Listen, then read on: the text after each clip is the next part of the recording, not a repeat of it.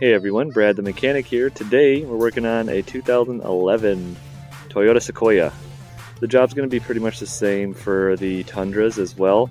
Today we're going to be changing out the steering, power steering pump.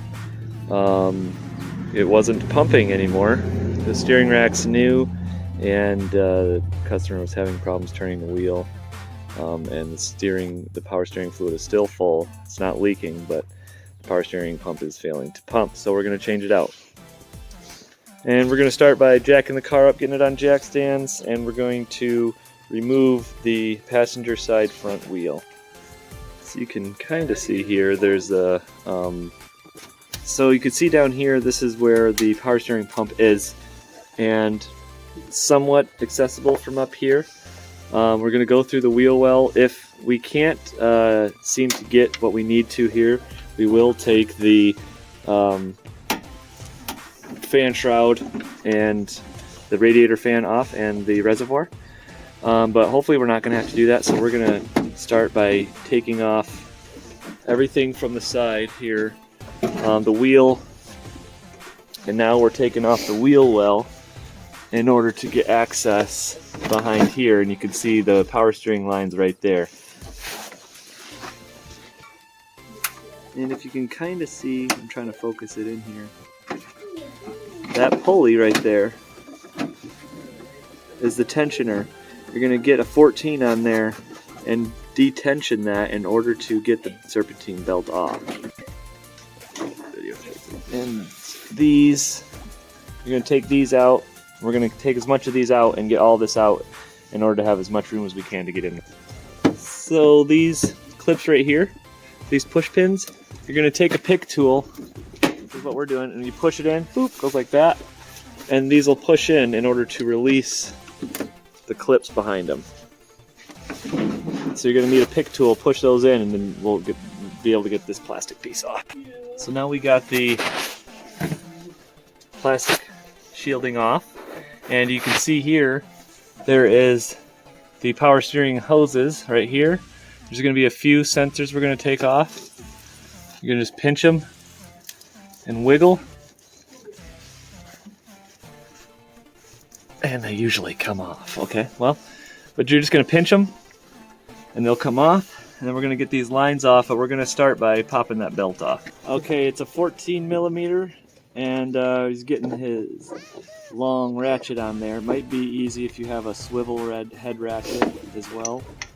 To get down there, and you're going to move it towards the passenger side of the vehicle, so you're going to be turning it to the left because it's left-hand threads on this, so in order to actually loosen the bolt, you turn it to the right. So you're going to be turning it to the left, and it will release the tension on the bolt. Not supposed to drop the ratchet, but if you do, that's okay. You just say God damn it and keep going. As you can see, the ratchet is going in next to the pulley, the power steering pulley. And he's going from the top, and if you absolutely have to, you might be able to go from the side here to get it. So after we got the belt off, we moved it to the side, and I've removed these two clips, and there's a push clip that goes in here. You're going to want to pop that out too in order to get this stuff out of the way. And if you absolutely have to, you can take this out, and you can move this and this out of the way even more. So right now we're going to take that clip off in order to get all those wires out of the way for easier access to the high pressure line, and then behind that is the low pressure line that's just a rubber hose that's clamped up. If you come down and take the 12 millimeter bolts off of the skid plate here, you can see there's a little bit more room to get up there and get the belt off and whatever else you need to do. So you can start by doing that. It'll give you a little bit more room.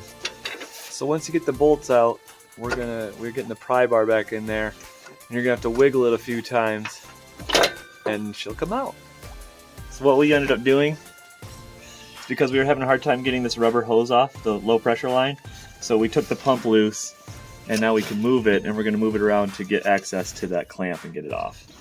So we are going to have to transfer this piece onto the new pump. So we got a 16 millimeter or 17 mil right here, and I'm actually going to use my impact. It's going to make it a lot easier to zip off of there.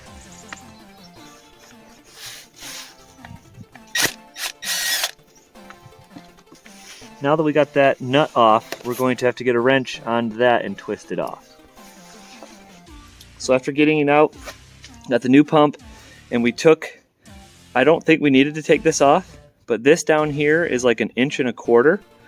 And I didn't have the right size, so I used a little hammer and chisel and got it loose, and then I was able to take it off by hand. Swap that out. There's an O-ring in there as well. And then there's a 12mm bolt right here that's holding in this, and you can only put this in one way. So make sure you know which way it's going when you're putting it back together, which you shouldn't be able to mess it up. But that's what we did, and now we're going to throw it back in the car. So when replacing this bolt here on the pump, you can see that there is a little bracket that's at 90 degree, and that holds on that wire loom that we took off in the beginning. So when you're putting this all back together, make sure that you have that oriented the correct way in order to accept the plug when you're done. And when installing the pump, you'll find that it might not want to go in because this area right here is pinched in, and you'll find on the back side of right here there is the part that the bolt ties into. It's like a nut, but it slides in and out of the bracket. If you go in there and knock that a little bit to the left, it'll open this area up and the pump will slide in there easily. So if you're having problems getting the pump to slide in, it's because this area right here, you can take the pump out and you can hit this little area and you'll open it up. You'll see a spot where you can hit it. It's going to be right here. You hit that and it'll open it up and make it easier for you to slide this pump in when you're reinstalling it. So after getting these power steering lines on and the sensors on, and filling up the power steering reservoir, you take the wheels, since the vehicle is jacked up, you turn the wheels back and forth with the vehicle off. Turn it back and forth maybe 10-15 times, and that's going to start to burp the air out of the system. Then fill up the reservoir, get it started, and check here for leaks. Okay, so there's this gasket that goes over these lines. All right, and if you don't put these on just right, it's going to leak in there. So you're going to have to either get these or make sure you don't fuck up the ones that are already on the vehicle. Okay, I got a new one from Toyota because I'm going to put it on here because I can see a little bit of leakage when I start it. So I'm going to put this on there, and that's going to help with that. Well, thanks for watching. If you have any questions, just leave them in the comments. But you don't have to like or subscribe. I just want you to fix your shit. All right, so go out there and fix it.